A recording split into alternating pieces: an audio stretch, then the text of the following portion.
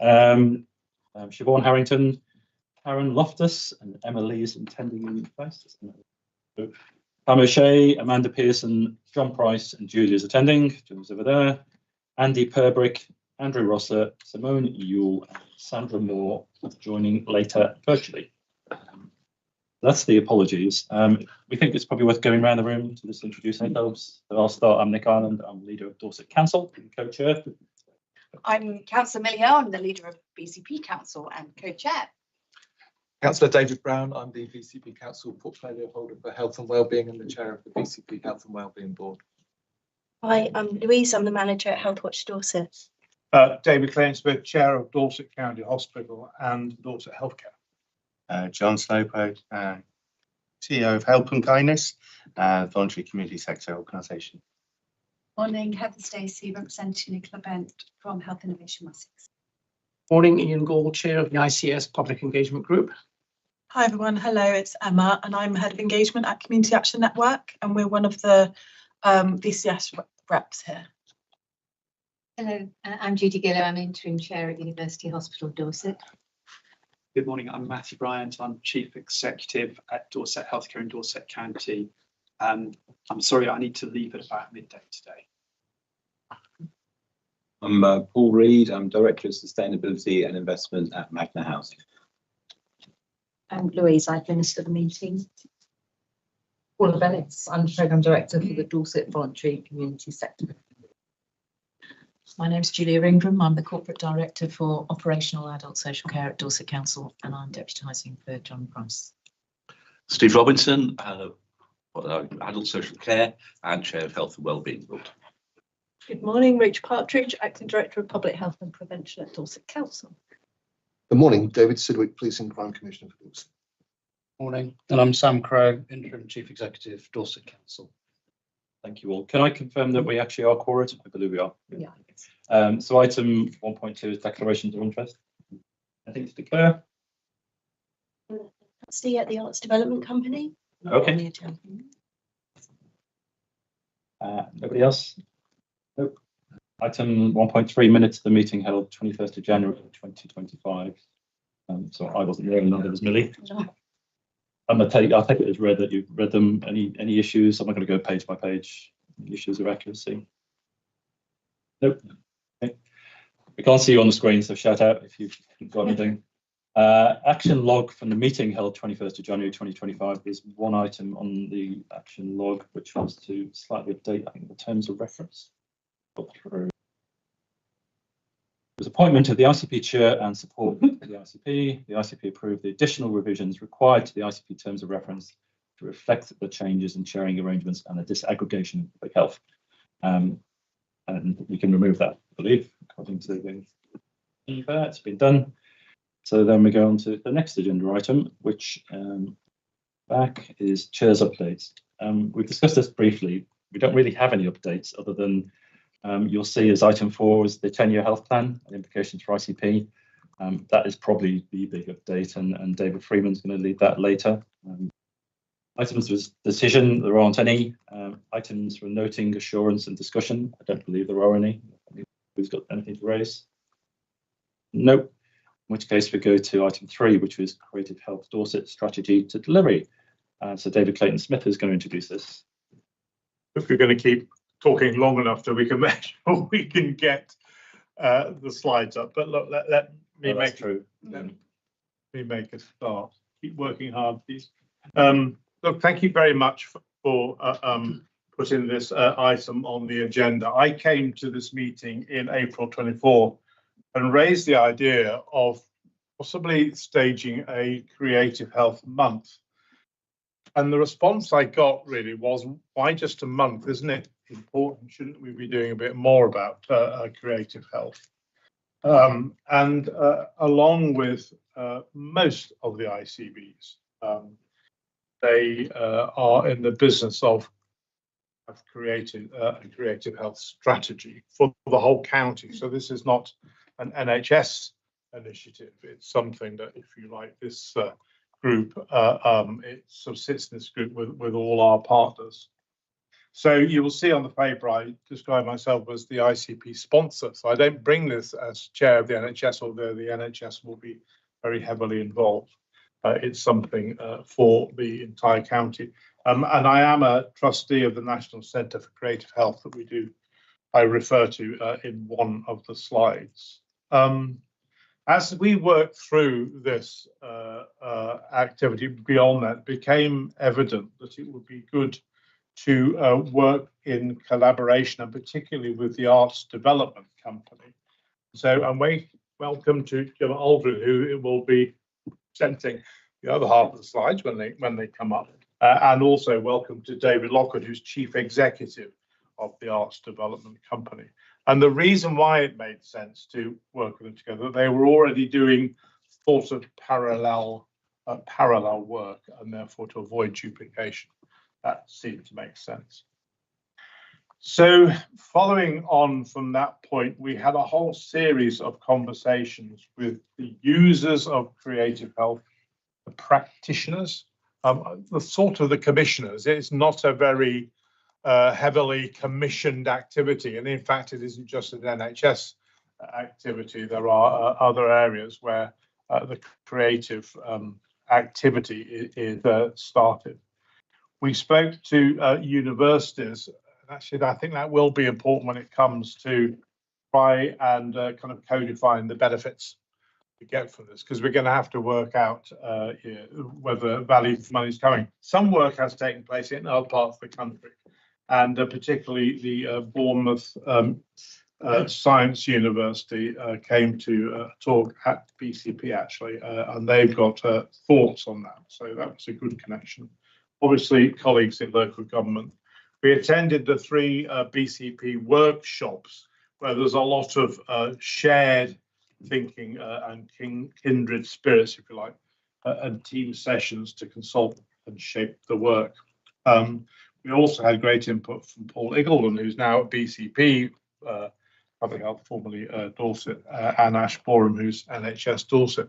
The reason why I run through that is to make the point that the conversations have been very broad. So it really isn't just a sort of an NHS activity. And the responses have been very positive, but all coming to the conclusion that it's very worthwhile, but it's very fragmented. And I'm not sure how you're going to get a grip on it. The other side of it was a sort of caution, I suppose, in a sense, which is don't try and sit on top and control it, because you haven't got a chance. And anyway, people don't want to be controlled. So the idea is, of course, that we can wrap something around it to support the over 1,000 practitioners delivering odd bits creative health. The odd bits, sorry, that's not various bits of creative health across the county. So there is quite a sector there. I'd make the point as well, we're not inventing creative health. That's taking place all around. And when you see some examples, hopefully you'll recognise what's coming through. But we're trying rather to, if you like, join up the dots. So today we want to share the strategy from which we need to develop a plan. So I'm seeking the ICP's endorsement and support. I don't think I need approval, because that's not really how it works. I'm certainly not here to go and can I have some money, please. I mean, we will need to talk about the kind of 50 to 80,000 pounds worth of seed funding we need to make that happen. But that is not the purpose of today, although very happy to have conversations with people afterwards. We are hoping that we can find some match funding from the Arts Council. So again, this is something where as a kind of group, we can pull those together. Now I get to the point where it would be very helpful. Is there no chance of slides going up? Afraid not. IT is still working. Okay. So I'll do my best for this. I'll do my best. The first slide, if you could see it, talks about creative health moving from nice to need. And everybody we spoke, I didn't talk to anybody, we didn't talk to anyone who went, this is a daft idea. People are beginning to recognise actually it's a very, very useful idea, because there is a way in which it can contribute to the prevention of ill health, the promotion of healthy behaviours, the management of long-term conditions, and of course, recovery across the life course. So it's children and young people, and it's the frail elderly and everybody in between. And there's a lot of work that's taken place internationally and in this country to prove that creative health is kind of fundamental to healthy and prosperous society, and the benefits should be available to all. When we met last time, we talked about our need for thriving communities. And some of this activity, I think, plays to the higher priorities that we had there. So looking at, if you like, the priorities we discussed in Creative Health, I'll just run through these briefly. So health inequalities. So creative health can provide equity of access for people, which I think is a big issue that we've got there. It can operate for primary and secondary prevention, and it's certainly a non-medical intervention to manage long-term conditions. So we have examples of dementia patients, we have examples of with Parkinson's, who are undertaking non-medical activities to help people live with their condition. It can certainly reduce admissions, waiting lists, and GP contracts, and increases, if you like, the planned care. So I think what I'm saying here is it's not something on the side, it's something that needs to be embedded in the way that we see our responsibility for providing health and care for the residents of the county. There are other benefits, improving treatment adherence, patient outcomes, and as I said, it runs across the whole age spectrum. And it can be inclusive. At the moment, it's a little bit, I hesitate to say, but a little bit white and a little bit middle class, but it does have the opportunity, and we've spoken to our people, for supporting those diverse communities. Now, I think we need to make a decision now because we've got some great slides and we had an embedded film. I don't think we're going to get to see. The other option is we all join the online meeting to see. Oh, yes. All the slides are on the online meeting. So yeah, we can see the slides online, David. If you're happier, you get better quicker. We can Try and direct you. Well, if you can see it on screen, that would be great. We allow 2 minutes for people to get the slides up, and then I'm going to hand over to Gemma.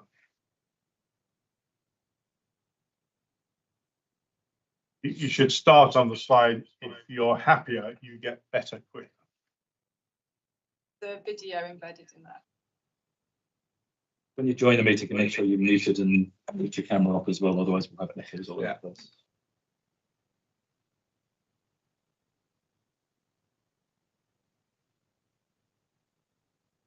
How are we doing?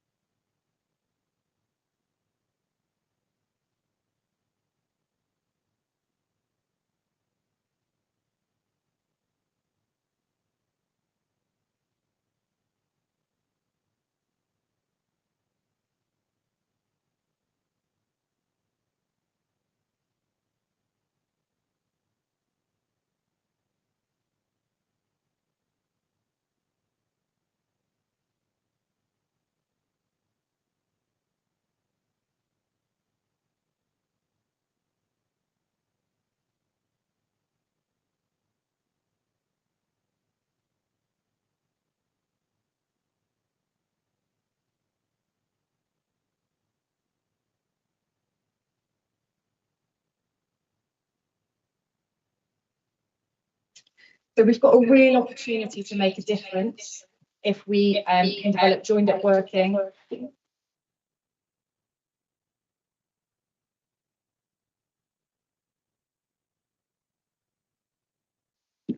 I think so. If everybody's laptops are also on mute, that'd be great.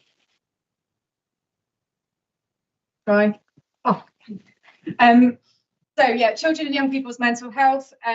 If we can develop more collaborative, closer working and think about sustainable working, we can make a real difference. So we're already doing fantastic work with babies and families, especially those identified at risk, in our nurseries, primary and secondary school provision, and also with the CYP mental health transformation. We could be adding value and we could be making a real difference. And this is already happening in other places. So Greater Manchester, who are leading on this work, couple of examples, a company called Rambert Dance are working with nursery providers in areas of deprivation through the Arts Council Place Partnership project that they've got there. And dance is being used here to improve speech and language. So it's actually about supporting those children to become school ready, and that is about reducing health inequalities. Greater Manchester have also got creative health embedded in their iThrive approach. So there's an arts and mental health strand in their children and young people's mental health work. Next slide, please. At the other end, the age well and with our elders, we've got some great practice that we're doing already that addresses both general and specific health needs, and we could really build on that, especially with a focus of equity of access and target communities of greatest need. Nationally, examples include ASOP Dance for Health model, which was established in 2015. Their research undertaken in 2020 showed a 58% reduction in falls through people participating in that activity. So could we commission those kind of models here in Dorset? I think that's a question for everyone in the room as part of fall prevention services. If you can see the slides, you can see Parkinson's Dance Science model, which is homegrown here in Dorset. This is something we've developed. Pavilion Dance established this in 2012. It's got some fantastic research and some evidence that shows great outcomes. Through training for the sector, we've now managed to create classes that happen at Dorchester Arts and in Sherborne, so it is spreading. And there's interest in looking at how the rural touring models could actually bring that into our rural communities as well. But we need support to accelerate and sustain and bring a tried and tested value model to other people in Dorset. Thank you. So where we are now, we've got all this brilliant work.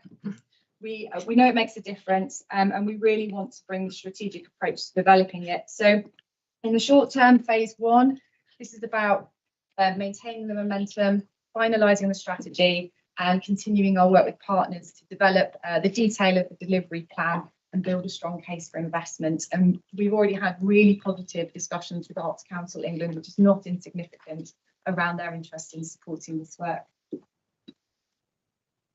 And that would lead to a phase two, which we envisage as a 3-year plan that's really about building on what we've got and what exists so that we can support the sector to support itself beyond the project phase. Something that enables immediate adoption and adaptation, supports innovation. If you can see the slides, you can see 5 project strands, and they relate to the differing sector needs. We've done a lot of work. We understand what different sectors need. This would be one project that converges those needs and makes best use of limited resources. And those interventions would be targeted across the lifespan and aligned to the 5 pillars and, of course, the 10-year strategy. Thank you. I'll finish on a slide, which I really love, a quote, and I'm going to read it. If you can't see it, it's from the World Health Organization, and it says, "Arts interventions are often low risk, highly cost effective, integrated and holistic treatment options for complex health challenges to which there are no current solutions." So I recognise that broadly people are supportive of creative health. Everyone goes, it's lovely, it's nice. But what is it going to take to turn nice into a need? Because I genuinely believe that if we can embed creative health and kind of sustain it and build that evidence base, it can play a really key part in supporting us with some of those complex challenges that we're all facing.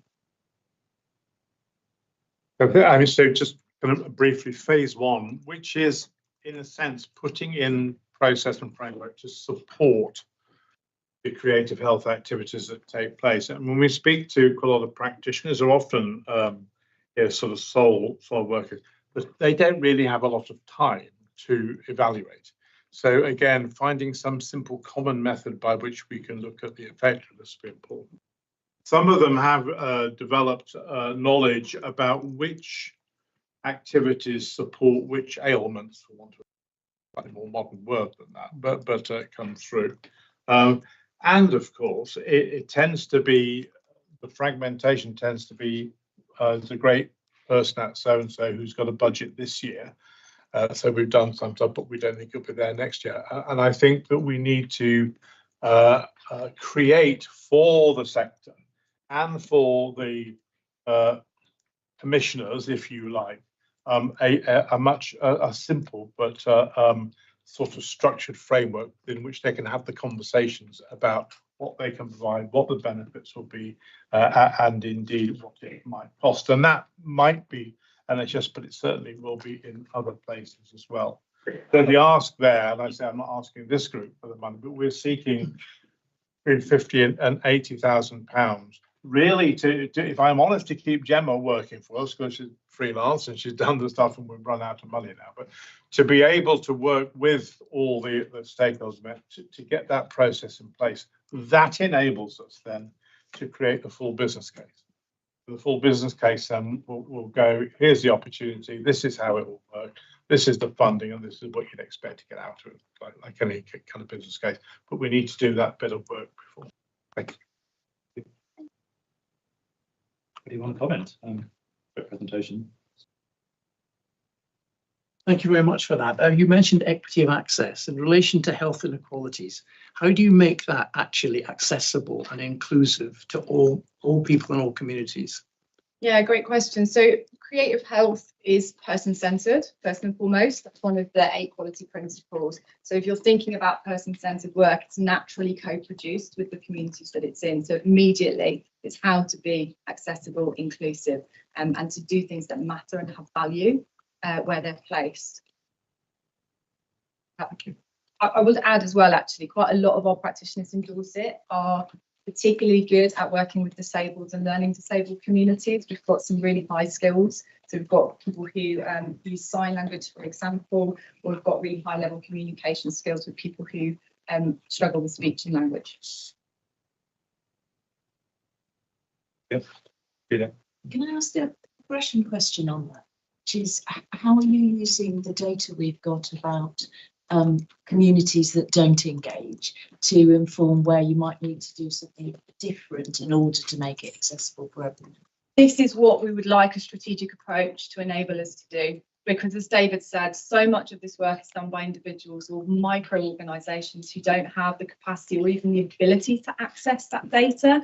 I know I'm still on a journey and trying to get into Zip Dice, and I've got a role where I can get into that data. So it's by coming together, we can do so much more, and we can do it in a smarter way. And crucially, where they are doing this in other places, they're able to use that data to see the impact it's having and the health improvements that it's having. David, thank you. Look, I've got a real heart v head thing going on at the moment. My heart says this is really, really good. My head says about numbers. Show me the numbers of how this can make a difference. The Parkinson's dance, I think, was good because that's been evaluated. It's got outcomes. I'm just looking for reassurance that every program will have similar rigor around it, because you're going to be asking for funding from people who have competing demands on that funding. So it's got to work, if you see what I mean. Yeah. And you've got some big aspirations there about lowering demand for the NHS, et cetera, et cetera. How is that going to be measured? So I've got this real tension here.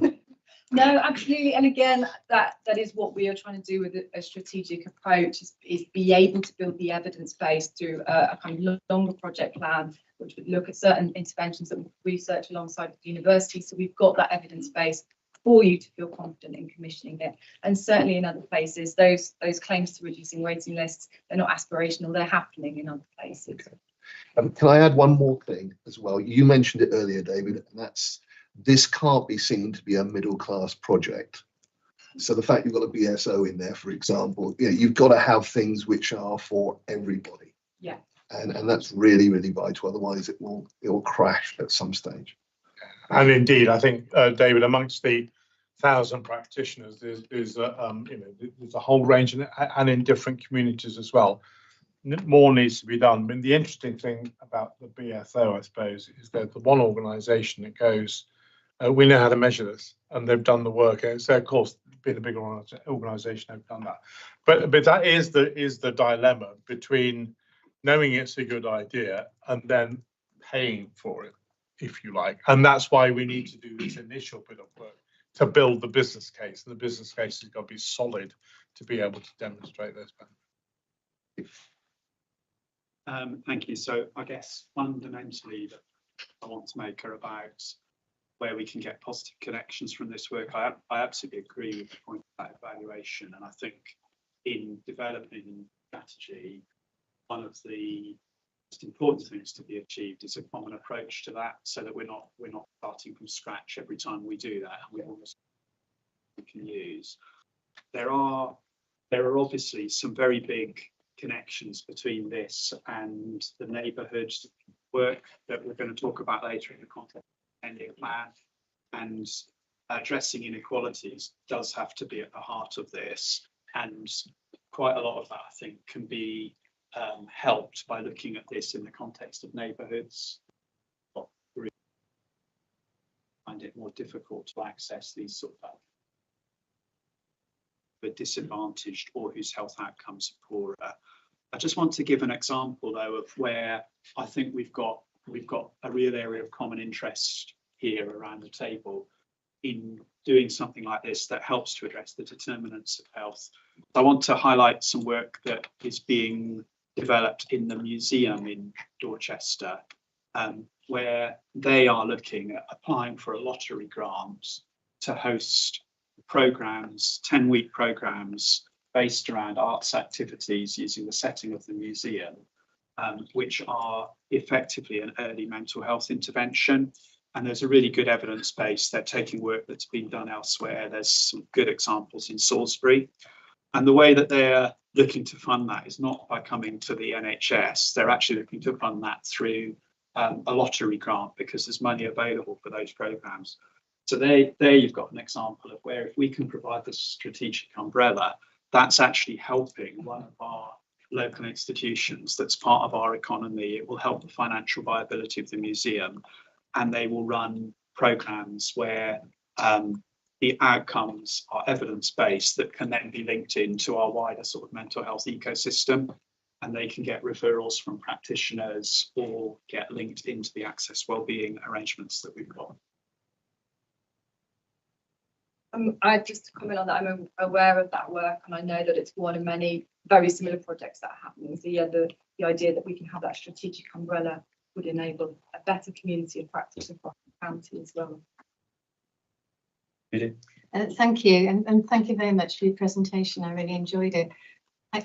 I'm just referring back to our workshop where we developed possible 3 priorities and some key deliverables in relation to that. And I just wonder, there's a danger this could be something on the side. If it's going to be really impactful, is there a way it could be aligned to the 3 strategic priorities: resilient communities, prevention, working better together?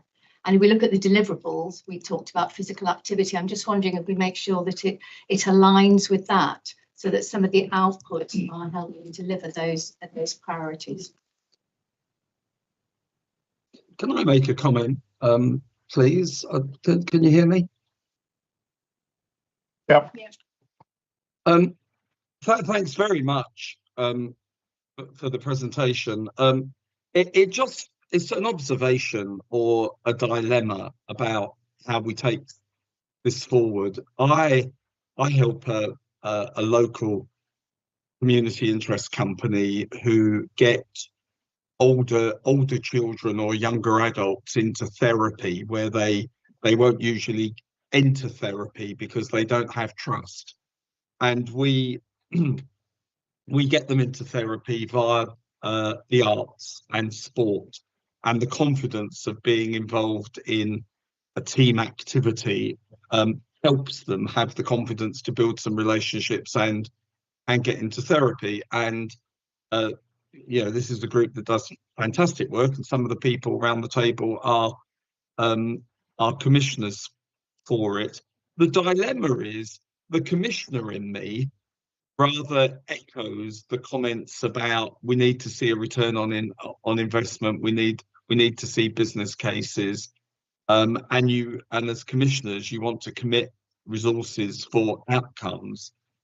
On the other hand, the person in me that helps them a bit, they're called the Koru Project, knows that they sort of try and help people outside of when they're contracted to do so, and we try and raise money so that when people fall out of a particular funded program from a commissioner, we've got some resource to help them because we don't want to lose contact with them. And so it seems to me, David, and one could use this in a lot of discussions about the relationship with the community and the voluntary sector, is that we need to think through what partnership means, because of course we need outcomes-based contracts and we want to see a return on investment.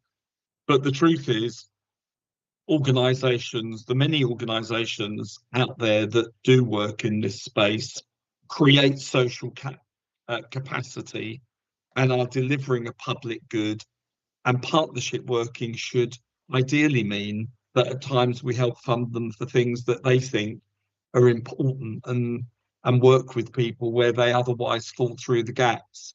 And that isn't always easy to do on a limited contract basis. So it's a general observation, really, that I hope as we take partnerships forward, we can not have a wholly just a transactional relationship with arts organisations that are trying to improve health, that we genuinely try to work in partnership and use their contacts and their commitment and their understanding in a way that means it may be less transactional in terms of what we get for the funding, but we have some confidence that they're doing good work for the community in that space. And it's a dilemma, isn't it? The commissioner in me thinks, and the accountant in me thinks, I want contracts and outcomes. Person on the ground seeing how groups can add value to vulnerable people thinks, oh, if only they could have a bit of money to do what they know is needed. And I'm not asking for an answer here, David. I'm just saying this is the territory of mature partnership working between commissioners and community-based organisations. Rob, thank you. And you encapsulate there the kind of the breadth that this work covers, and therefore we will need to make sure that we can have sensible relationships with the whole range of partners as we move forward. Thank you very much. Can I respond to that one as well? Yeah. So one of the things in our approach is thinking we've got a lot of brilliant grassroots cultural organisations, and they can't be expected to be kind of commissioned services. So the approach that we're taking is there a way of there being an organisation that can act as that broker? And that's where we see arts development companies' role, as being that connection. So we have all of the evidence base, and we then enable the work of those brilliant grassroots organisations, like some of those that you mentioned, Matthew. Thank you. Room, and then we'll go online and then back to the room. So I think Sam's next. And yeah, thank you. Just some sort of pragmatic reflections, I guess. I support the strategy. I think having the approach that you've described as ADC, potentially being a broker to understand where value might be, would be really helpful, and to make sure that we're making that alignment with public sector strategies and what we're trying to do. Personally, I think we need to be more disciplined. I think there are pockets of good practice. David will be aware we commissioned Vita Nova to develop a play to tackle some of the issues that are coming forward around county lines involving young people potentially being drawn into crime and knife crime and ultimately drug misuse. But we failed to evaluate that properly, other than how many schools did you visit, how many prisons have you visited? We can create those process measures, but it's quite difficult to get the longer term outcomes. I think going forwards, just a couple of quick suggestions. In Dorset Council's plan, there's a commitment to developing a communities for all priority. This touches on some of the new partnerships that Dorset Council's exploring, developing with the voluntary and community sector. Even if we can't unlock funding at the moment, because a lot of our money is spent on meeting acute frontline needs, we do need to think about a way that we can unlock capacity and perhaps provide some more development for organisations that want to work with us on these types of initiatives. So if it's programme evaluation or putting a bit more structure in place, my comment is, as an integrated care partnership, we have a conversation saying, can public sector organisations support our collective effort to move some of this activity a bit more upstream? I think that's my plea today in the room. If we can't commit to funding today, and we start to identify connections in our plans and strategies that might offer some of that development support to put some of these organisations on a better footing. And I love the idea of building towards a really well evidenced business case. Thanks. Paul Reed, I think I've been invited here from a housing lens, so slightly different thoughts. So I'm just trying to put that lens on what you're talking about. And obviously, as a sector in the Southwest region, we've got around 1 million customers. So there's the volume of people, by definition, they are in necessity circumstances and they have various diverse range of needs. But it just, what resonated with me was the potential opportunity as to create some sort of connecting role. So it's kind of just looking at that. We've got this vast array of numbers of people who can benefit from intervention, and it's just trying to think about putting that lens out there just to see if that triggers anything for you, and hopefully that's helpful. Yeah. Thanks, Paul. So we'll go online. We'll take 3 online, and then we're back into the room. So Patricia, and then Leslie, and then Heather. Thank you, Nick. So thanks for the programme and the presentation. I'm really supportive of this. One, because as Matthew said, at DCH we had a very comprehensive programme of arts for patients' benefit, and there's a lot of evidence that shows that, but also because I think it's a really important part of the whole health and wellbeing offer, particularly at place level. I was part of the development of the culture strategy at BCP, and I think the point is really well made about the fact that we need to think about this from the whole population basis, and it not to be seen as something that only certain sections of the population can access. The points around being really clear on the benefits of this are really important. So we know we've got a return on the investment, but as I said, there is lots of evidence nationally and internationally how this can benefit communities. And, you know, one of the things that many of you will know about the Sailing charity that operates through Portland for children that are excluded from school makes a huge difference, not just to their health and well-being, but also their ability to think more broadly about what their options are for leaving school and become more socially mobile. So I'm really supportive of this. I think we need to think through really carefully what we might want to organise at a system level as opposed to how this integrates fully at place and neighbourhood. And I actually think the investment we're talking about, yes, I understand that we're financially challenged, but when I think about the evidence that's available nationally about the benefits, this is really a drop in the ocean in terms of investment that's required to get this moving. Thank you. Leslie? Yeah, thanks very much, and thanks everyone. I'm here as a sort of Dorset Skills and Skills Board, effectively, obviously with a university and FE voice, and I think the reason I'm sort of talking is I absolutely agree with Patricia. There's loads of evidence out there, nationally and internationally. Some of it's a bit historic. It's nice to have something that you can actually then measure in place to demonstrate it applies to your own local populations. And for example, at Health Sciences University, we're actually working on it's called Groove to Improve, but at Pavilion Dance for low back pain patients. We've got some Wessex Health Partner funding, so it will be fully evaluated, but it's free at that point, so we can use that up front to get some free care. I'm not saying that's going to be systematically able to be rolled out, but I think it was getting people together. So we've been approached. I mean, David, you came visit us. We discussed it a bit on the visit.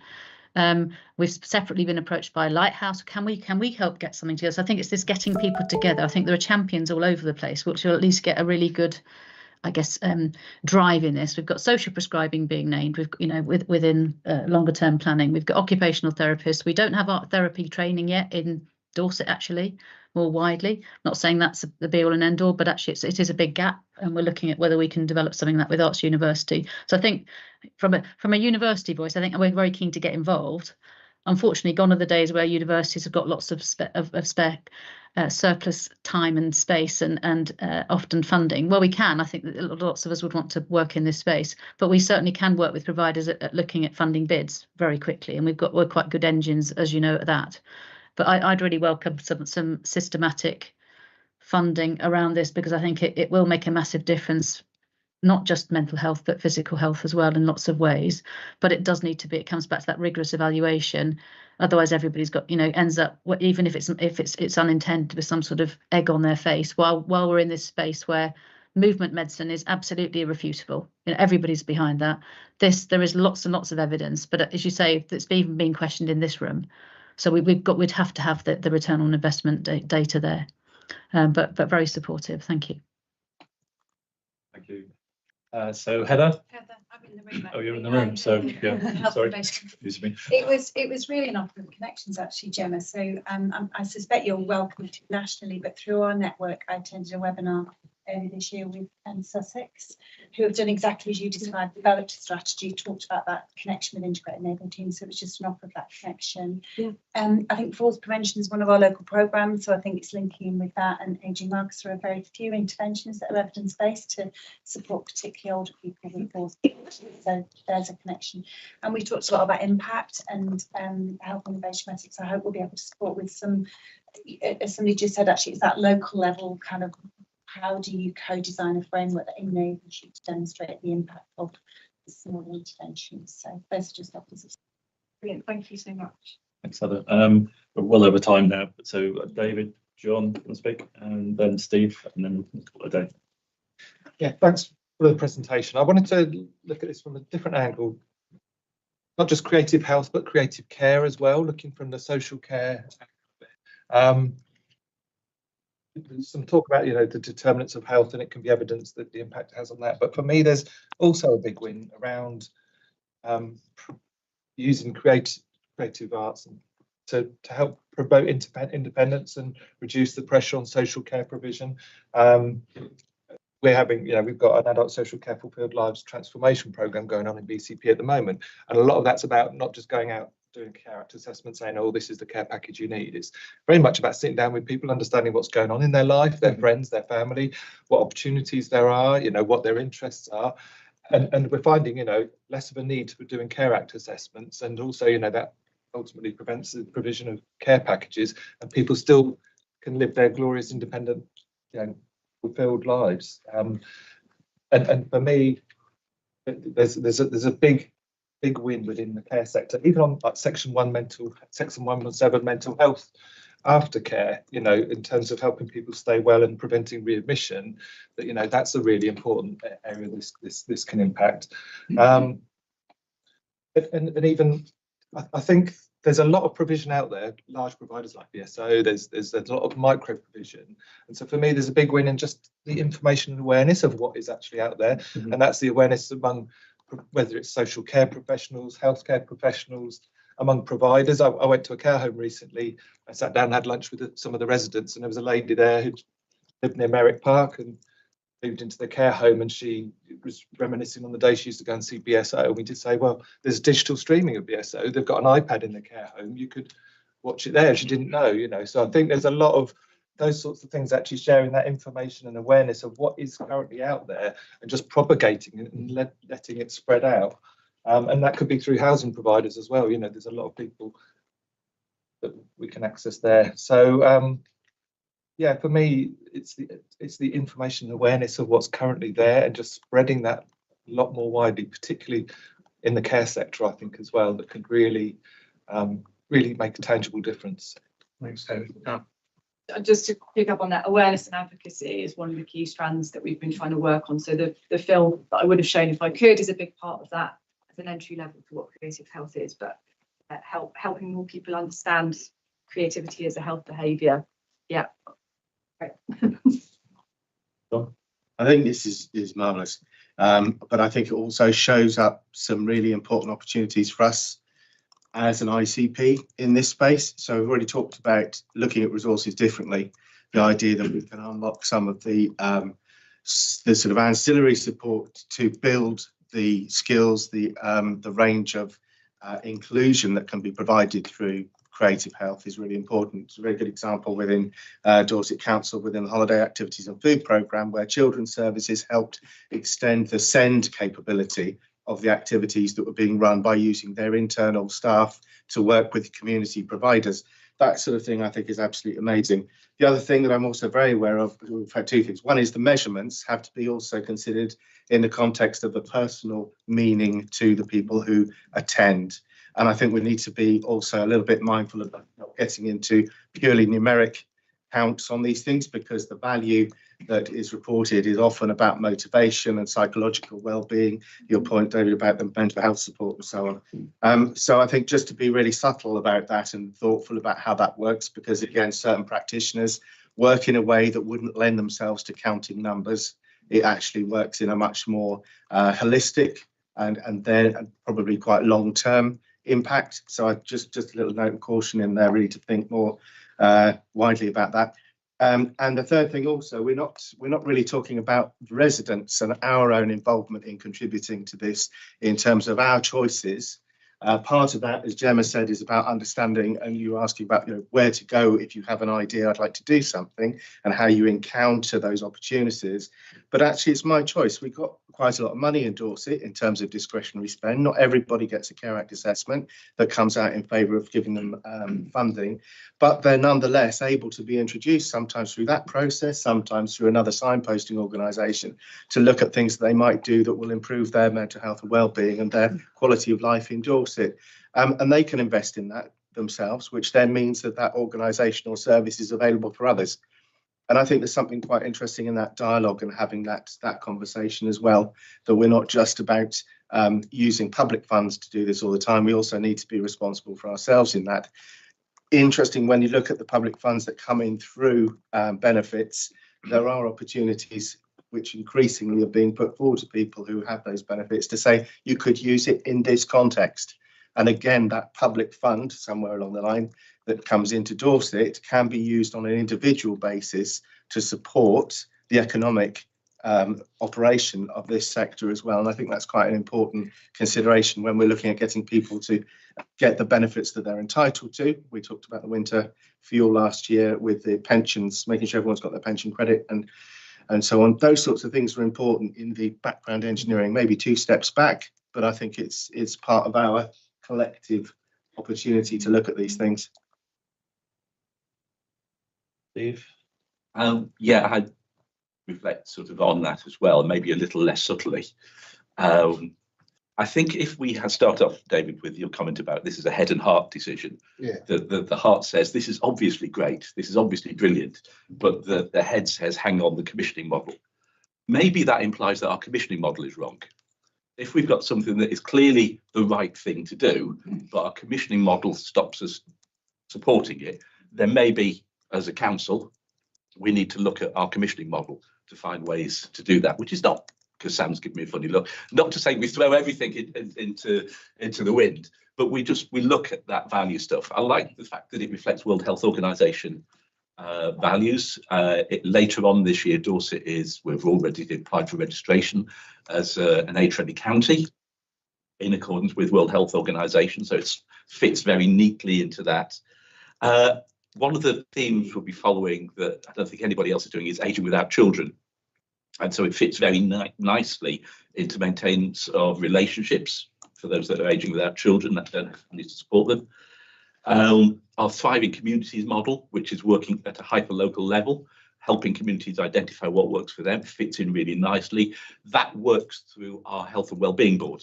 So I'd encourage you maybe to develop some links, or we shall develop some links as Health and Wellbeing to fit that all in, because I didn't know you existed till today. I apologise for that. So we need to work on that relationship. And so everything that's in there works.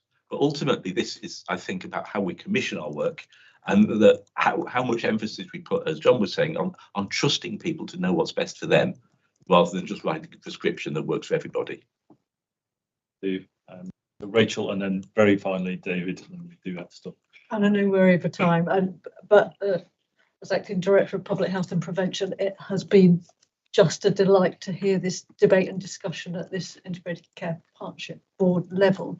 Really important, and just I think this is about networking and about building up the layers.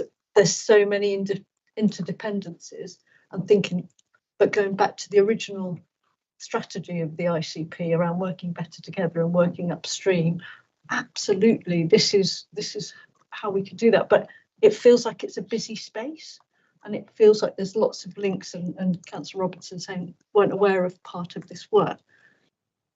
This feels like there's an opportunity for us to work outside of this, to have that structured approach, structured not in the spirit of stifling, but just in terms of making those linkages, because already we're working from a Dorset Council's perspective to support and fund voluntary community sector. We're working with Active Dorset around physical activity and improving movement. This will touch on quite a lot of those agendas, the inclusion element, listening to people, getting the qualitative data, building on the 100 conversations. We've got all of this. It's kind of almost like a natural evolution of the development of this partnership board. So from a practical perspective, really keen to develop and build those networks and linkage, but just thinking this is about knitting it together rather than starting something different. It's not another strand, it's an amplification of lots of other strands that we've already been talking about. Joining the dots, right? Yeah. David. Yeah, it's been a revelation this morning. I really enjoyed the conversation. I think it's been a really, really good presentation. My heart and head is still in conflict, I'll be honest. Councillor Robinson, I get it, but that would mean we'd have to have all the money in the world to follow our hearts all the time. It is, no, I understand that. It is about prioritisation. You know, what is the key things you need to do with the health budget? Is it about reducing waiting times? You know, what is the prioritisation? And therefore, I go back to, we've got to be able to have the outcomes to show that this works.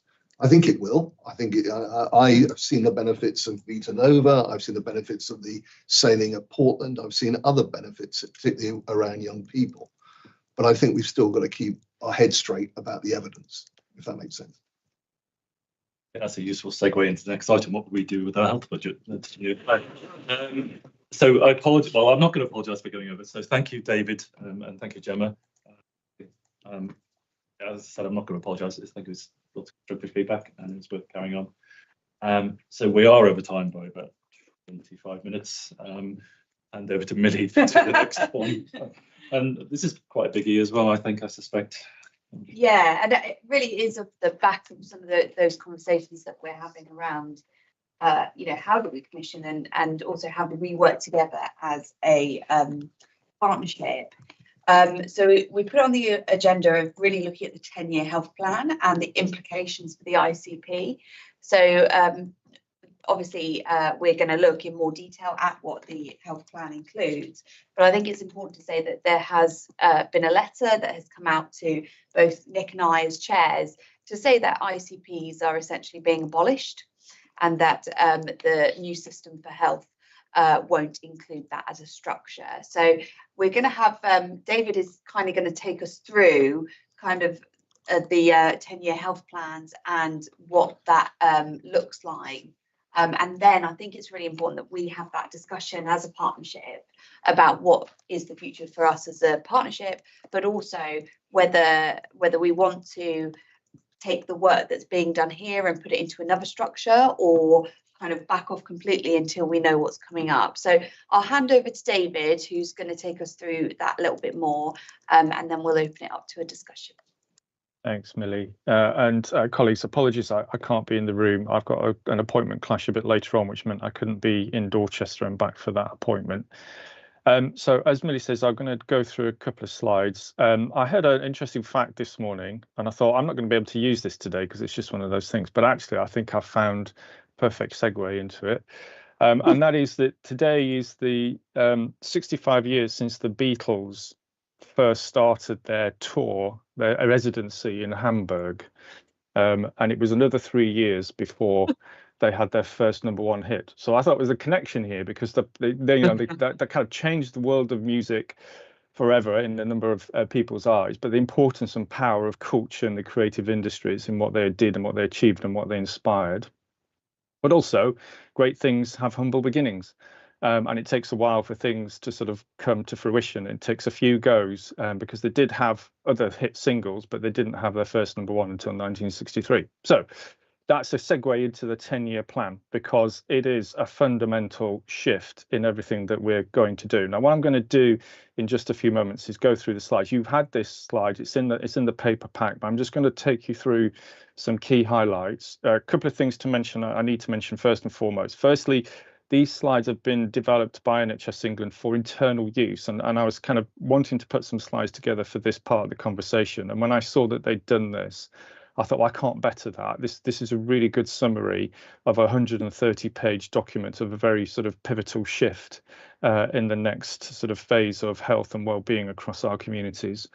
But because of that, it is a live document. It was never crafted by NHS England in the Southwest for public, consumption. It wasn't crafted with a public view in mind. It was just done for internal uses and to help colleagues and people like me and others get their heads around the key parts. But when I went through it, I thought it did have some really interesting elements, and it really did pull to the fore some of the key bits. So big thank you to NHS England colleagues in the Southwest for pulling it together, and a big caveat that if you saw a further version of this in another couple of weeks, it might look different because it's a live document being developed all the time. So just to be aware of that, it's not a fixed point, but it's a good point for this part of the conversation.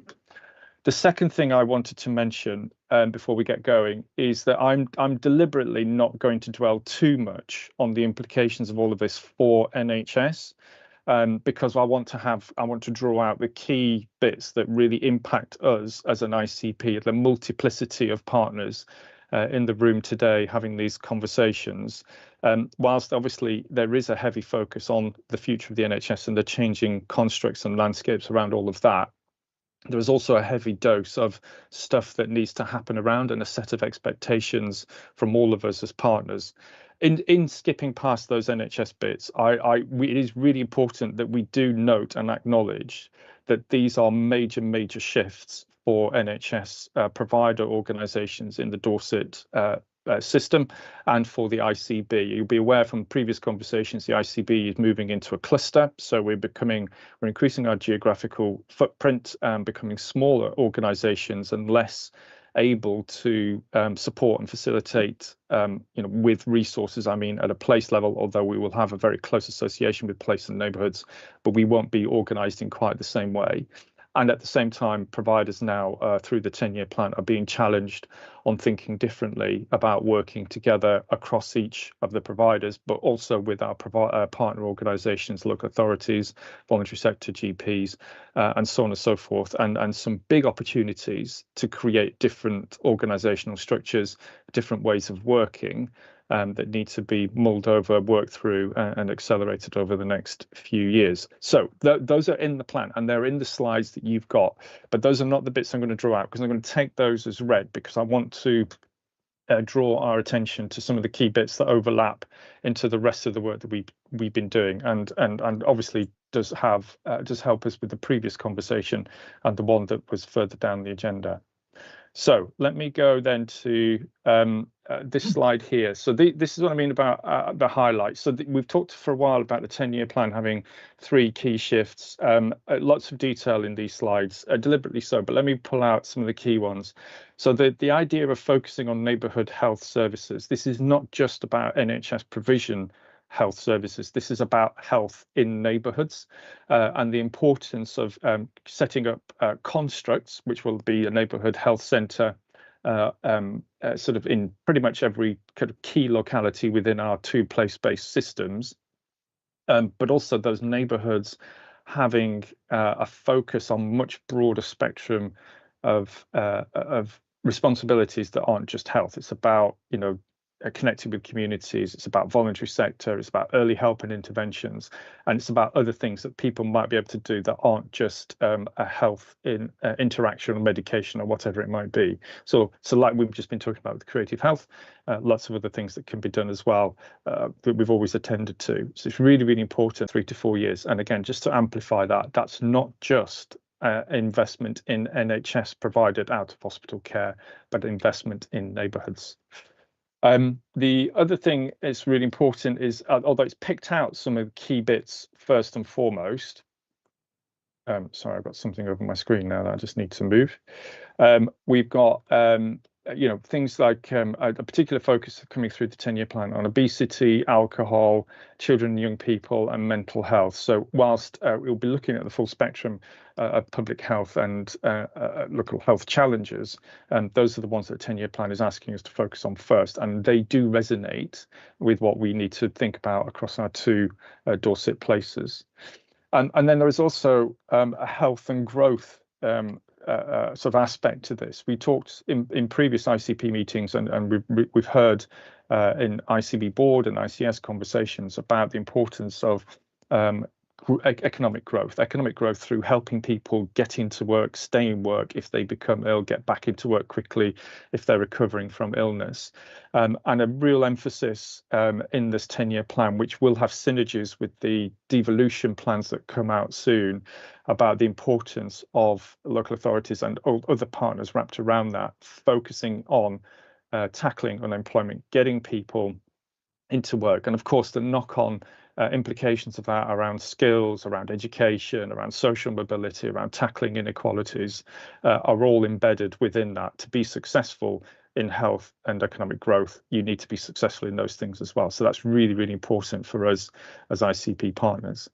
And then there is another kind of nudge towards how the money intends to shift across the system around incentivising hospital activity away from the process, the turnstile clicks, as I call them, into population health outcomes.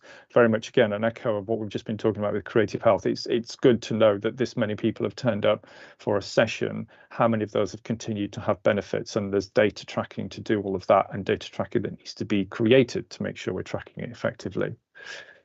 The next things are a really big emphasis in the plan around a new partnership with local government. So you'll know this, but again, we expected it, and I'm going to change that. We expected it, but it's really confirmed within that. So the ICBs will be coterminous with strategic authorities. This is the delegated local authority footprints. We talked about those in our ICP meeting workshop last time round. There's a Heart of Wessex local authority application being developed. We're trying to be coterminous with that wherever possible because of the codependency, the symbiotic relationship that needs to exist between all partners within local authority footprints and what the new health architecture, new health aspirations are. Development of a neighbourhood health plan to be drawn up by the local government, the NHS and its partners. And that's really important. Again, this sort of underscores my point that this is not just a plan for the NHS. This is a plan for health, and the ask and the call to arms of all partners to come in behind that. And I think that's really important for us to think about as ICB partners in this. As we discussed, the kind of, hang on, that one, the one I put in red there.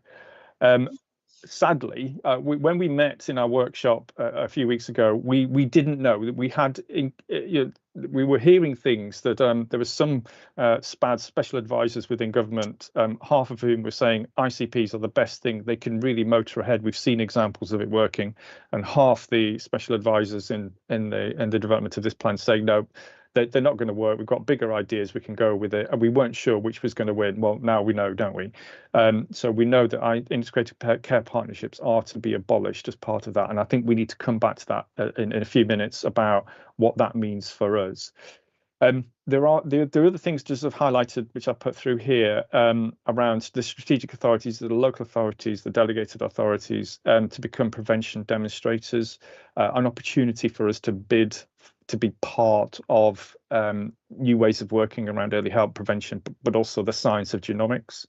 And the also important parts for us to pay attention to, I think, around an expectation that the local authorities, single and upper tier local authorities, will participate in a peer review exercise every 5 years with a focus on effectiveness in health and public health and our collective approach around tackling those wider determinants. And then a really important one, which could be a real engine for early movement in all of these changes that need to happen over the next 10 years, reform of the Better Care Fund. And that is promised for the next financial year, 26-27. It is a shared pot that we already have between local authorities and health partners. It buys a few core services, but it also has quite a bit of flexibility in there for us to invest in other things as well. And if there's new things coming through, that will certainly help. If I go to the next bit, which is this slide here, starting to pull together all the key bits. So I've highlighted again that integrated care partnerships are to be abolished. I'm not trying to amplify that by repeating it. I just kind of it's the pivot on which we need to have this conversation. What does that mean for us? If that's going to be the case, then what does it mean if we've got on the one hand a real drive to have more shared working, more integrated working around supporting people in our communities to live their best lives and to be as happy and as healthy as possible and to be engaged and to tackle inequalities and energize social mobility. How on earth are we going to do that if we don't have the mechanism of integrated care partnerships?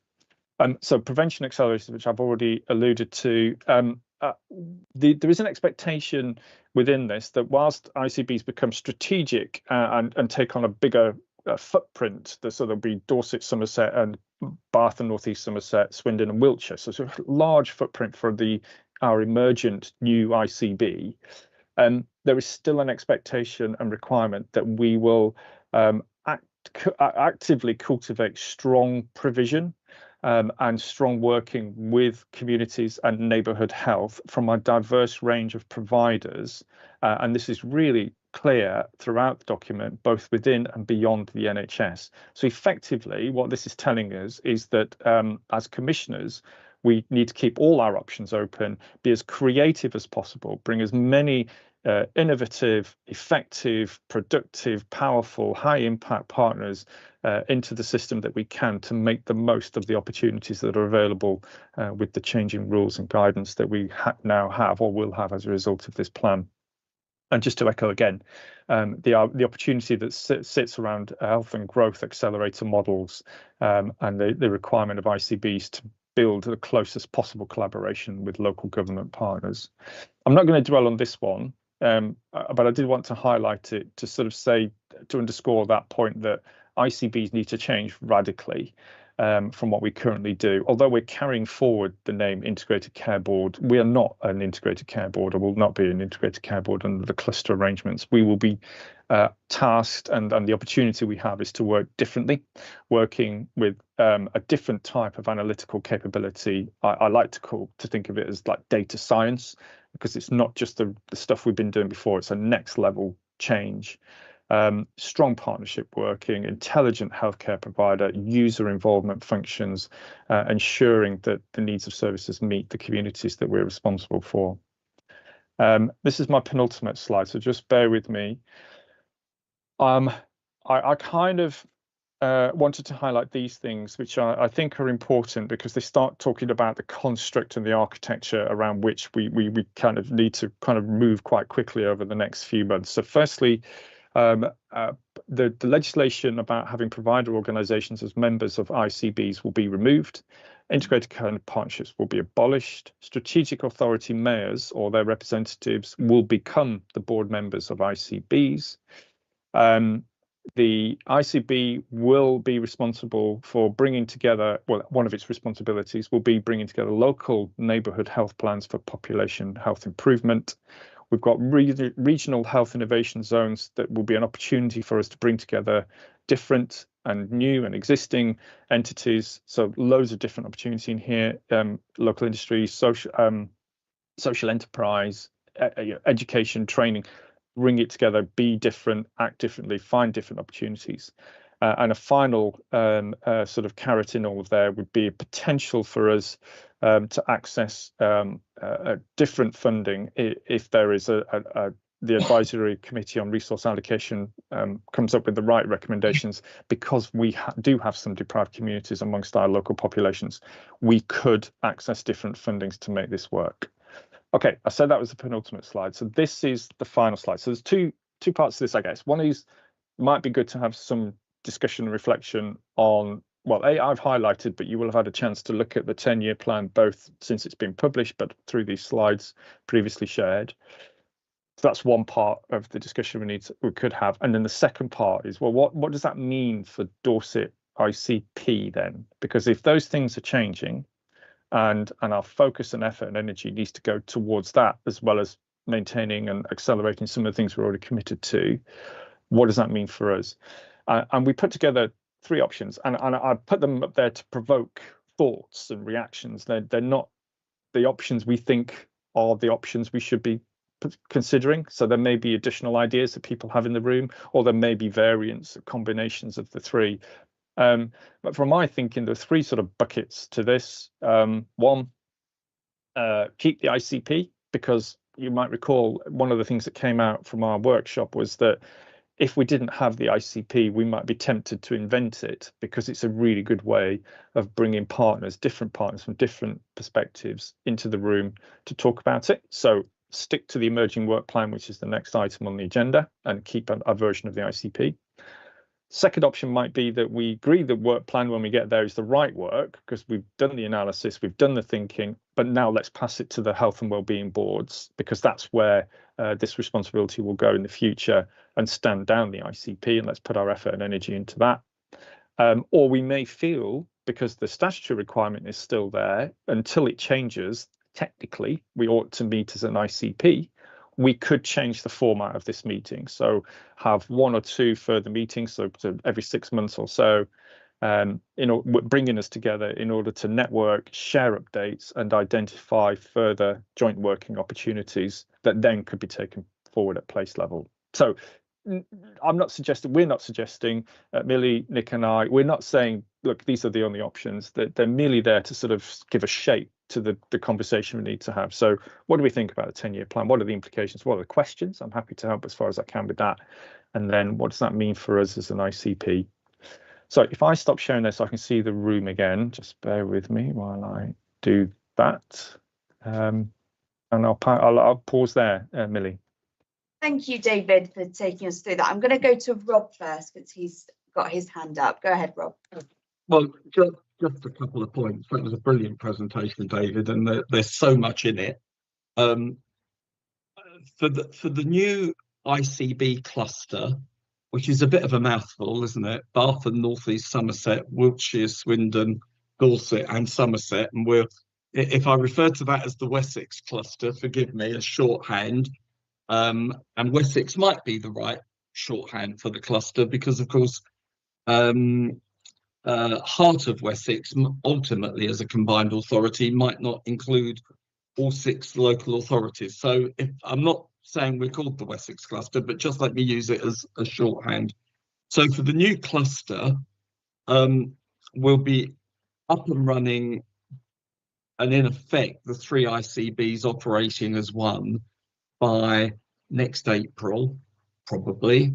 And we're nearing completion of the process of the appointment of a chair, and we'll shortly appoint a chief executive, and then obviously the chief executive will shape an executive team, etc.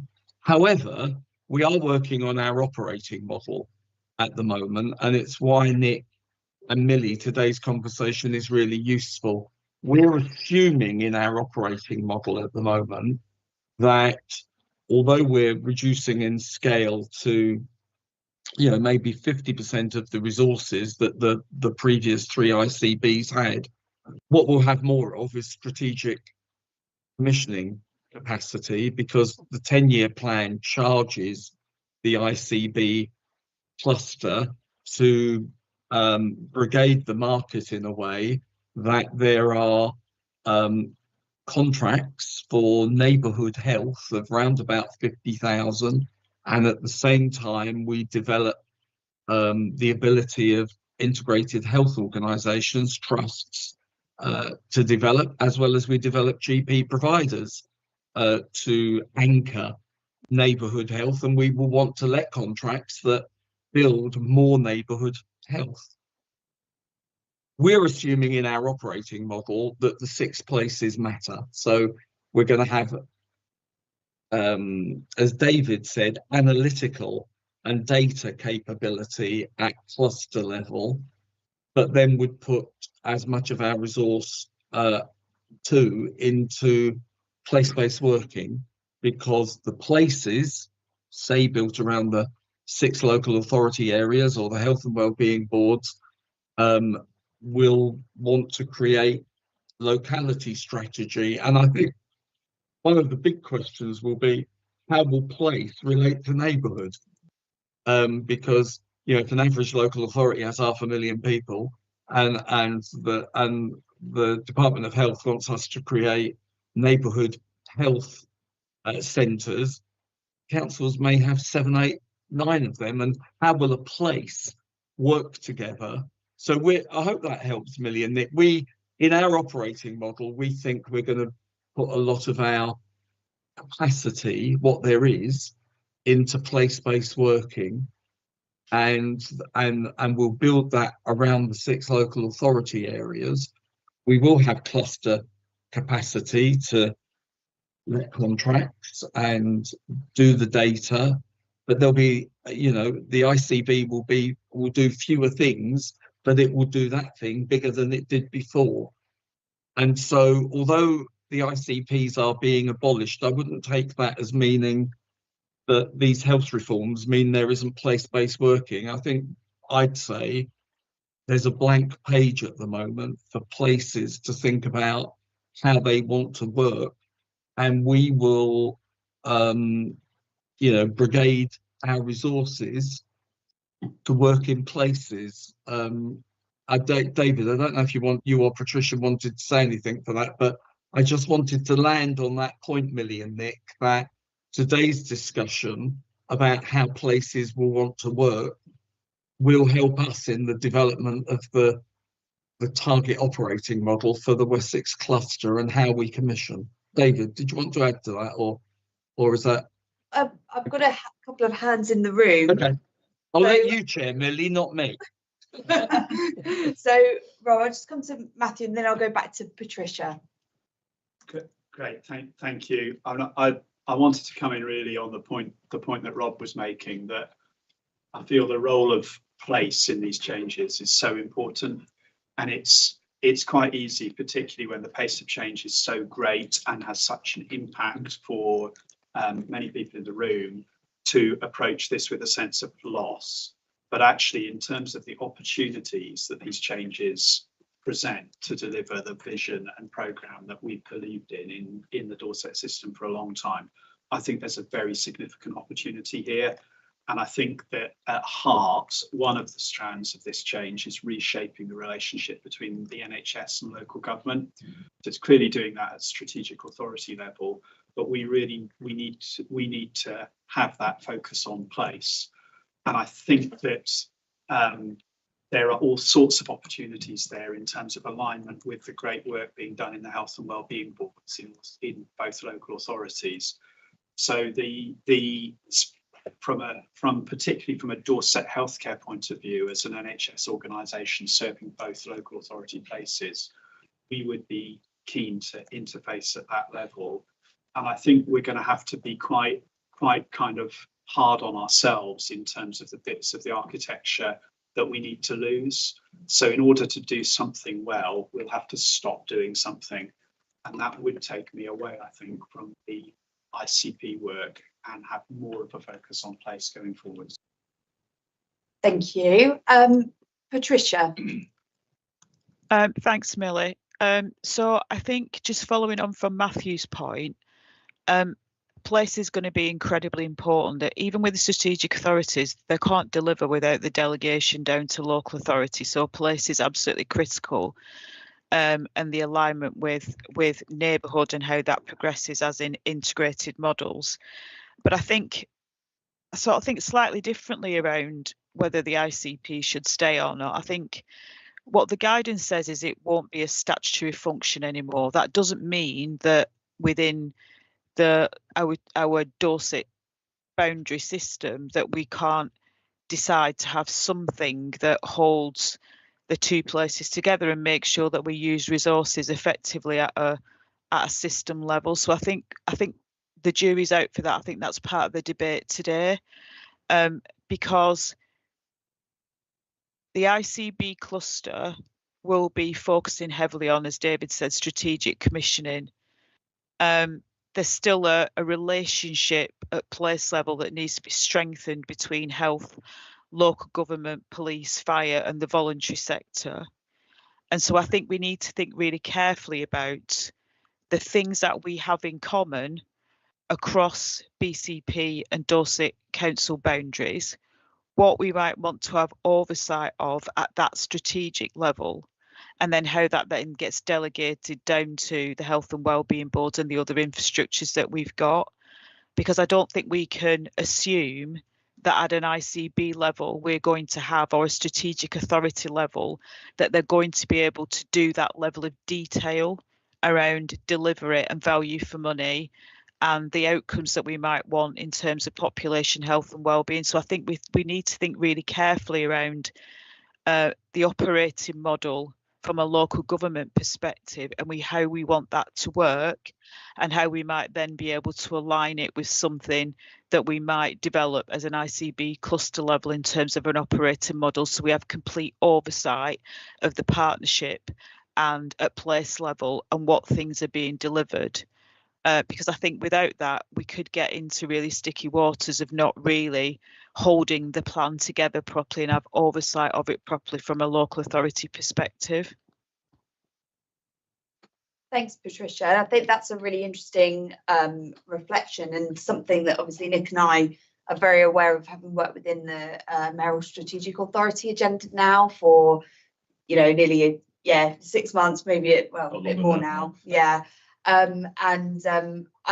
think you're right. There's kind of there's the governance, but then there's also the way in which we operate as a healthcare system across Dorset. In particular, our providers are within a particular boundary, which doesn't currently reflect the Mayoral Strategic Authority proposal. Yeah. So I think you're right. We don't want to lose the connection that we have, and that strategic, really the operational, the strategic operational across the Dorset County area in this transition.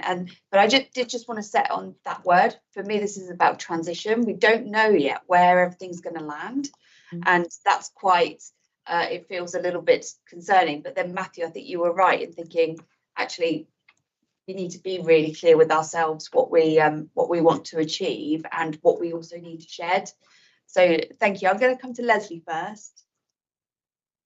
Yeah, thanks a lot, Millie. I mean, I did want to just note, obviously, the sensitivities with some colleagues in the space here, and actually, obviously, thinking of them in this time, because I think there's a lot of transition going on, and I'm sure that's very hard on a professional, personal capacity. So I did want to just note that.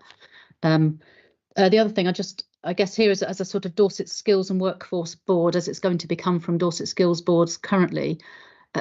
I know in a lot of discussions we talk about, obviously, the systems and local authorities and health and wellbeing boards. We very rarely discuss workforce and skills. It often ends up being retrospective in terms of planning, is what we tend to see. But make no bones about it, someone like Jackie Smith does not have a strong lens on health workforce. That's the domain that she sees it of the Department of Health and Social Care and NHS England. So there is a risk, I think, in this post-16 as we transition through GAP. Where is that information coming from if we're working at a much larger level? We can see, working with South West overall, that we just have the issues are much more place-based locally than just South West issues or big regional issues. So if there isn't a local sort of system thinking around where the workforce is coming from, not just the new workforce, but as it needs to transition into its new ways of working, much more digitally orientated, sort of digital first capacity.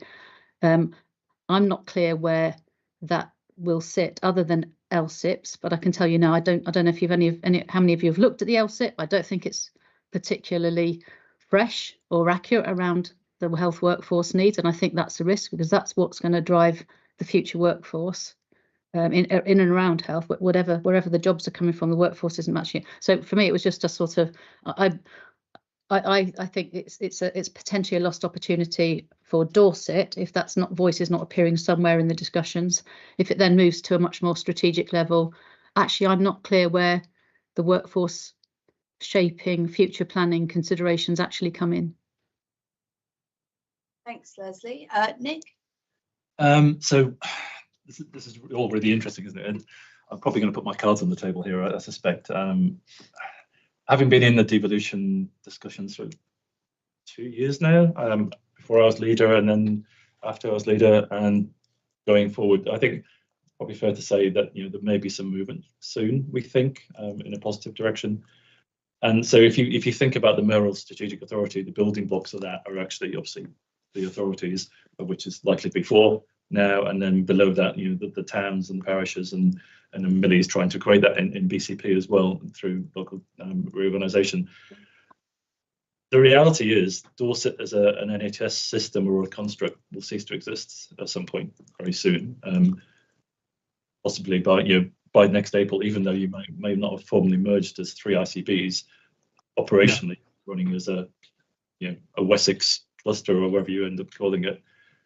And in my mind, I think having something which is what we are now, which is Dorset completely across 2 authorities, probably doesn't make any sense to me anymore, because I think those building blocks, you need to be working on the same structures. And we've got 2 health and wellbeing boards.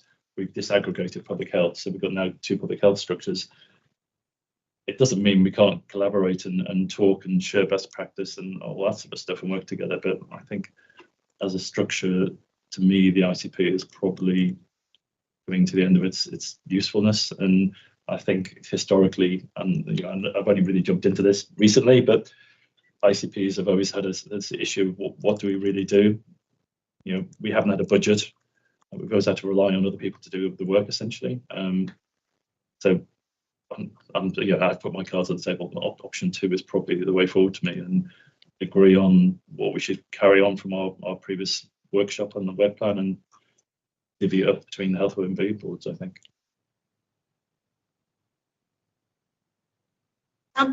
Thank you, Millie.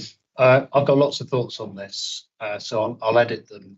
I guess when I first started working with Patricia on thinking about the ICP strategy, the challenge that I saw at the time was not getting too much drawn into the policy space and all of the conversation that will happen about boundaries and who does what, and how do we get alignment on the really important things in a system, working from the perspective of all of those organisations' plans and strategies. What are the things that kind of unite us, I guess? And I think that's what I'm feeling at the moment.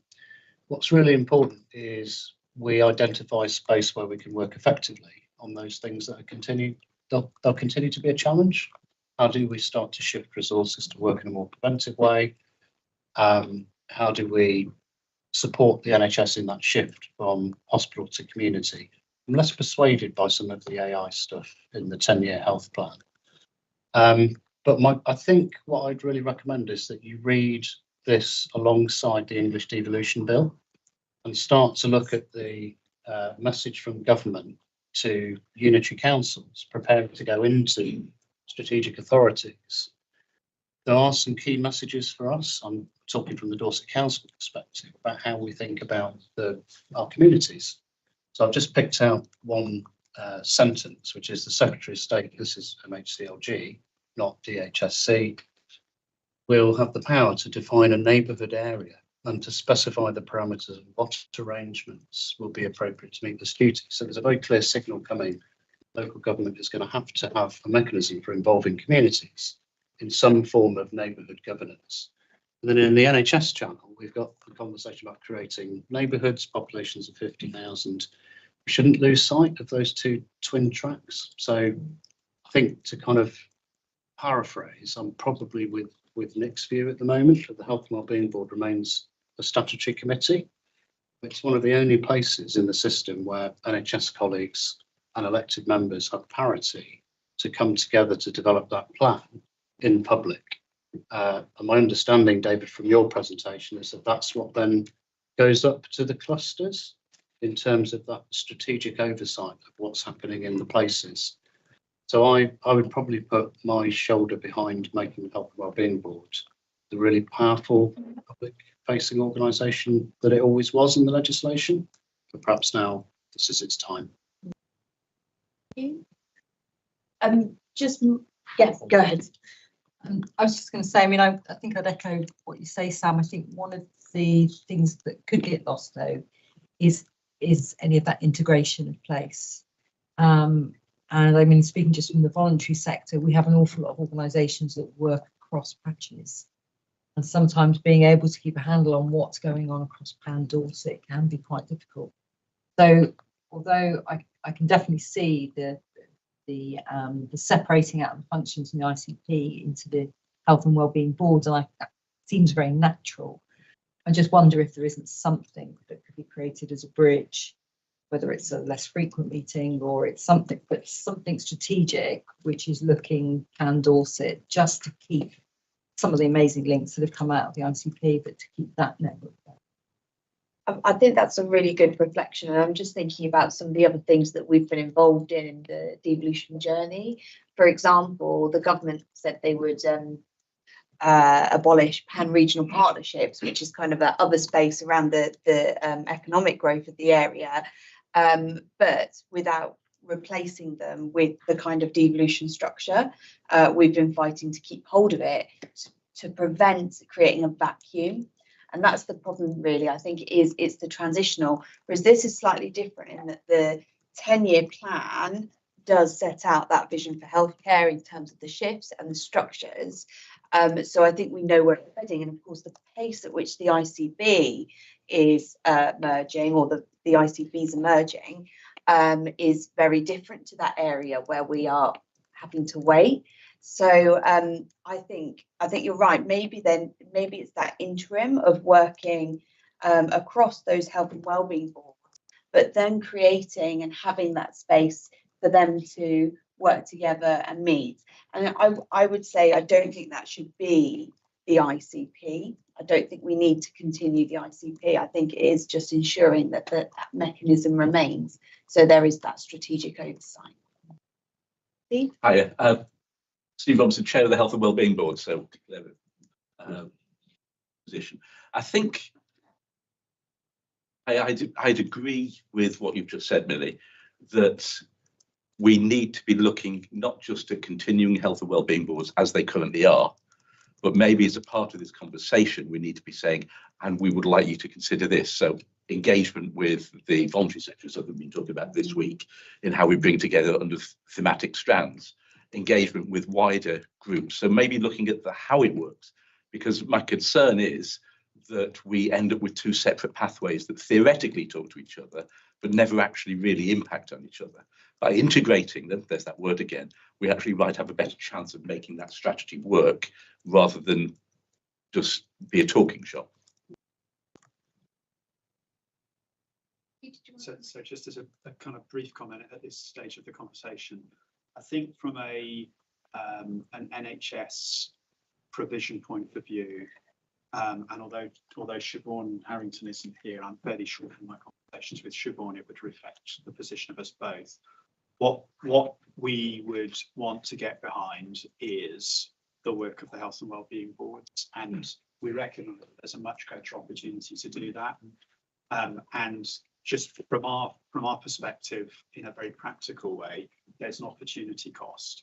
So what we want to do, I think, is to do a more focused set of things well, rather than spread ourselves too broadly. I recognise that as NHS providers, we are only a strand of this conversation, but But in doing that, we won't be losing the focus on the conversation we need to have as NHS providers together. So there's a lot we are doing together and will continue to do around efficiency, effectiveness, the sustainability of services, learning from each other. And I think really that sort of fits into those operational arrangements that you were describing. So I wanted to give people an assurance that our focus on that won't be lost, but to make a plea that we make whatever we put in place manageable so that we're not trying to spread ourselves too thinly. It's melting my brain just for but it is also clearly, you know, I'm not being facetious, it's absolutely critical kind of where we go. There were some things that kind of possibly detailed, but possibly they're also a little indicator of kind of some of these complex issues of partnership working, where we've got programs of work like integrated neighbourhood teams and future care in place, where we've got contracts which are going to deliver theoretically to a provider that's working across the ICP footprint. There are some complexities in those arrangements, I think, in terms of managing the strategic balance between different parts of our system, when our system is being delivered in a disproportionate way across the two places. So the balance of services isn't equally distributed, which is one of our challenges.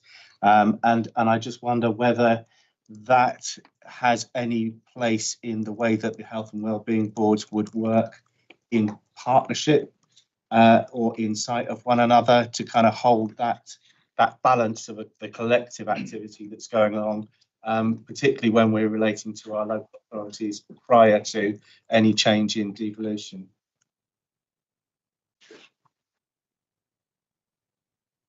Comments from the health and wellbeing jurors. I would say yes, there's potential. I think there's the opportunity for maybe 1 or 2 meetings a year that are joint meetings, but I haven't talked to David about that, to bring together that thread. But ultimately, I'm concerned about our legal responsibilities with the Better Care Fund and responsibilities as an independent board to the Secretary of State. So we need to be working together, but we also need to be very careful that we're working within our own legal restrictions. Sorry, David, maybe I should have had a cup of tea before I suggested that. No, I agree, actually. I think there needs to be some thought about partnership working between the health and wellbeing board, as well as retaining our sort of statutory. Yeah. Anyone else to come in at this point? I'm not seeing any further indications. Can I just ask, so the integrated neighbourhood teams has been mentioned by John. I'm not quite sure. I know some work has been continuing, so David is probably the person to ask. You know, is that on pause again now or progressing? David, is it okay if I come in? So I'm the from a health point of view, I'm one of 3 SROs for the neighbourhood work, the other 2 being Forbes Watson as chair of the GP Alliance and Paul Johnson as ICB CMO. So the neighbourhood work certainly isn't pausing. To an extent, what we've been doing is progressing whilst waiting for the contents of the 10-year plan. So we've got it now. In the meantime, we've agreed a really exciting business case with social funding coming in from Macmillan to help us do quite considerable change within the system, which is a great opportunity. And then what's come out on the back of the 10-year plan is an invitation for places to put themselves forwards as early adopters for neighbourhood health. So for the first part of the implementation programme, that's very much in ethos got to be partnership based in the way that we're speaking about today. So it's certainly not a health only thing, an NHS thing. It's the partnership with the local authority, with BCSE. That came out at the end of last week. So a number of us are involved in the conversation around that. And I'm seeing some nods as I look around the people in the room, and we need to make sure that all the right connections are there and that we've got the breadth of the conversation right. We've got a timeline from now to the 8th of August to put in applications for that. And I think the way the wind is blowing in Dorset is very reflective of this conversation today, or aligns with it, which is to put forward 2 bids and 1 for each local authority place. And so that's really exciting. If that happens, we'll know by the beginning of September whether we're affected. How do they fit in with neighbourhood health centres then? Well, we need in terms of capacity and size. That it kind of all needs to be worked through, Nick. But it will provide, I think, impetus and focus to the programme of work that was going on in Dorset before, which is based around 18 neighbourhood teams. Look, I'll let towards David and Patricia on the screen. I don't know anything more about the designation of the neighbourhood health centres that I've read in the plan, but I think what we need to work through quite carefully is the assets that we've got within Dorset, which might be health assets, so things like community hospitals, for example, or there might be other assets across the public sector or beyond, and try and really understand what the vision and function of those neighbourhood health centres is going to be, and the pace at which they're going to be rolled out.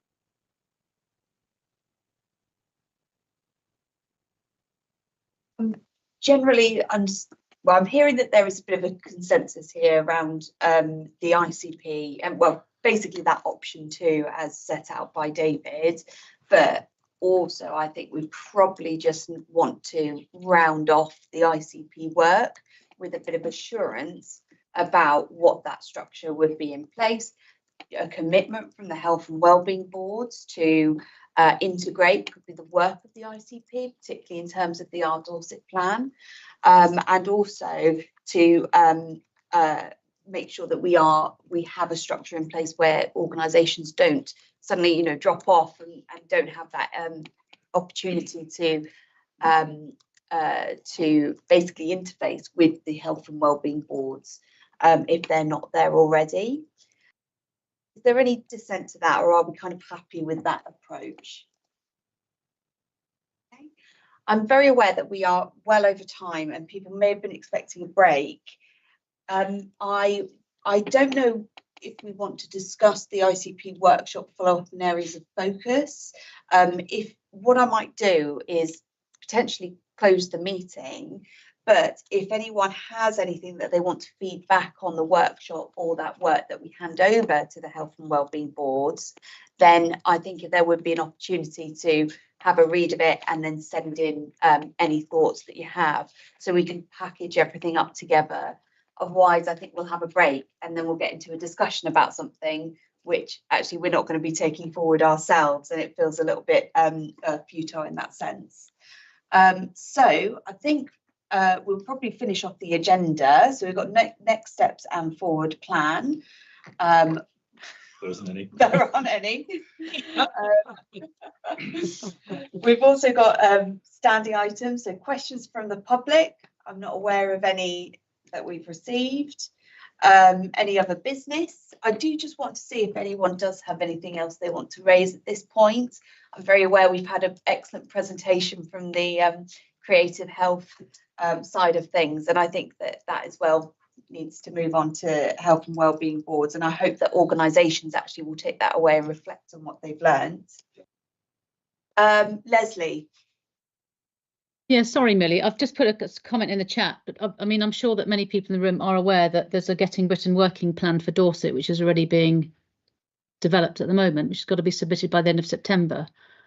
And I'm just not quite sure how that links into some of the things that we're saying, given the timelines.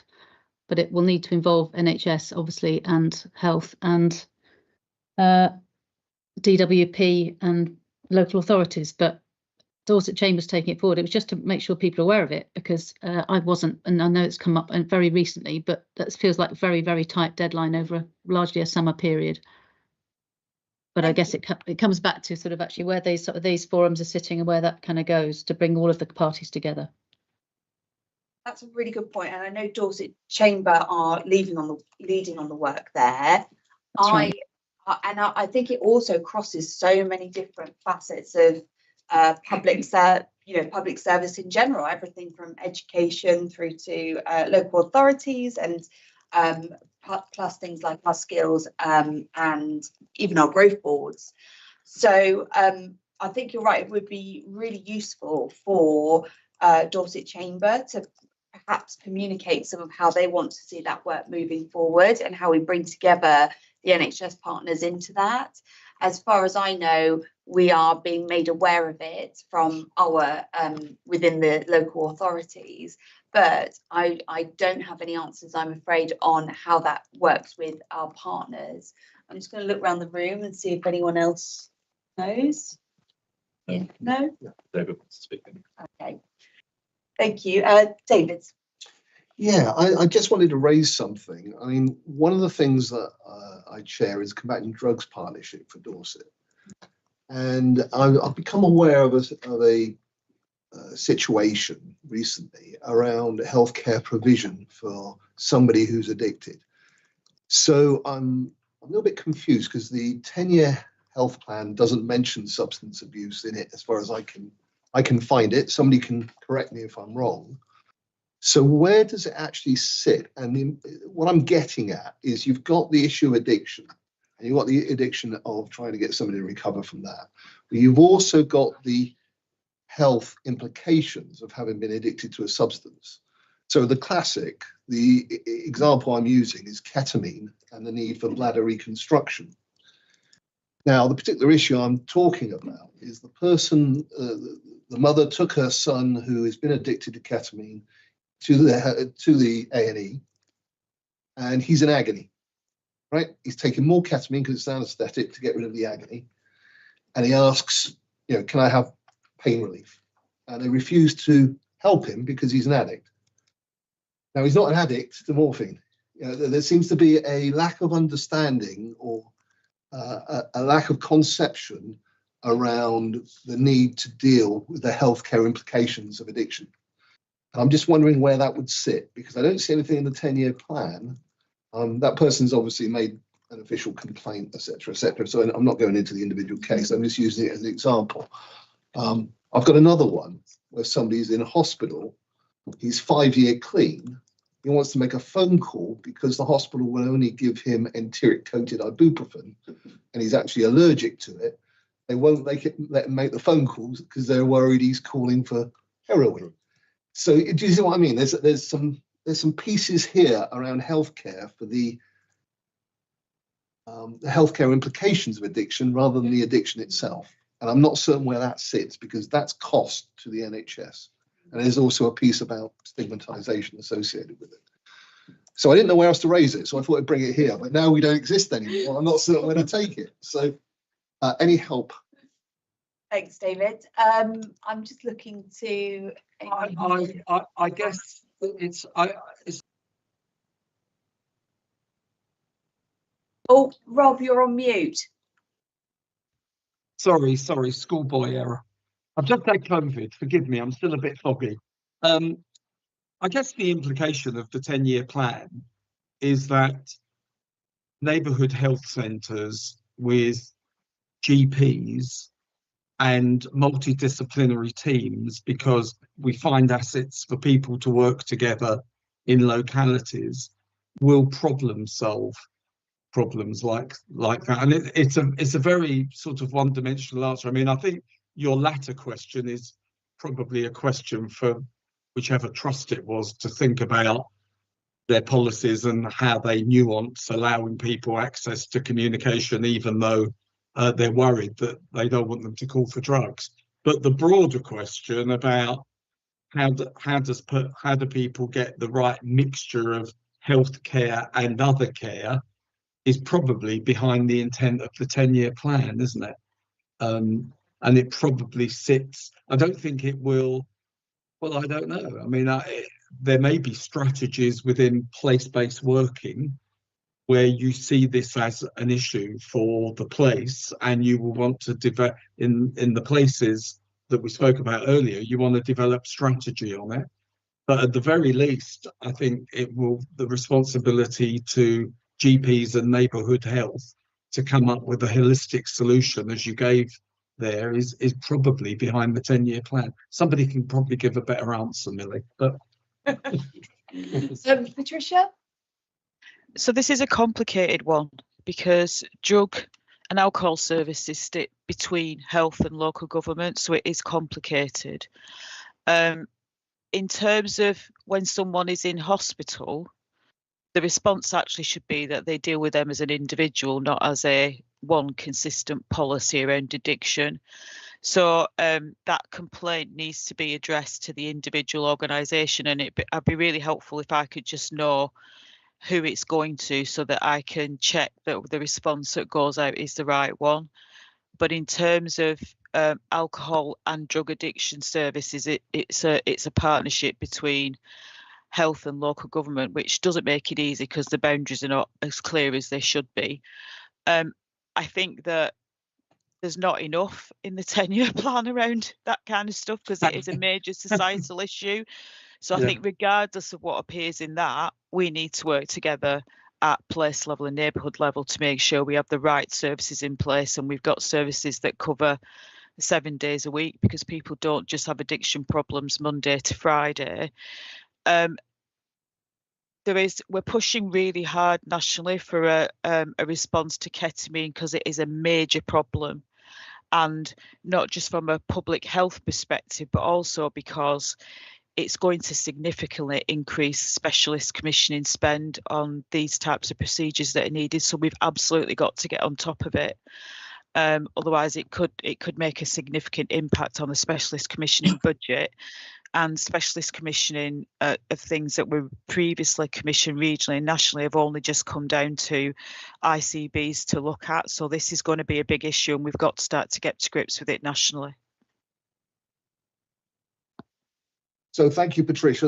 That's really helpful. I'm co-chair of the Addiction and Substance Misuse Portfolio for all the PCCs, and we're pushing from our end about this to be included in health. It would be really useful to understand what sort of pressure it would put on locally from the point of view of specialist commissioning, how much a bladder reconstruction costs, what we're expecting, etc. Yeah. Do you mind if we have a little natter outside of this forum? No, that's fine, David, because for us, we'll be sending a lot of them either to Southampton or to London, and it's not cheap. So yeah, we can get some costings on that for you. Brilliant, thank you. Thank you. Any other business at all? John? Just a tiny observation on this, which I think is probably relevant. There is something in this kind of shift out into the community about the community taking more of a holistic view of the care that it provides, and that the acutes are wrapped within that rather than the other way round. There's some interesting discussions about kind of whether things like diabetes is actually, you know, a community managed service, that when somebody goes into the hospital, the diabetes community service is still the kind of, not necessarily the lead up agency. So I'm kind of paraphrase a few discussions, but that the idea that the care goes with them. So if there is an opportunity there to parallel with specialist services in other parts of the system like addiction, maybe this is a common theme that we'll be wrestling with, I think, in terms of community first and diverting people to the team that's got principal care responsibilities, which may or may not be more in the community than in the hospital. Yeah. Just a reflection really, because it's my second meeting, and housing was obviously deemed to be something that's worth bringing into this space. And at a personal level, I think, you know, housing is part of health infrastructure. It can be the root cause of some of the expenditure that happens in the NHS, and it can also be a preventative measure. And so, you know, I'm in charge of investment in that areas, and lots of people like me.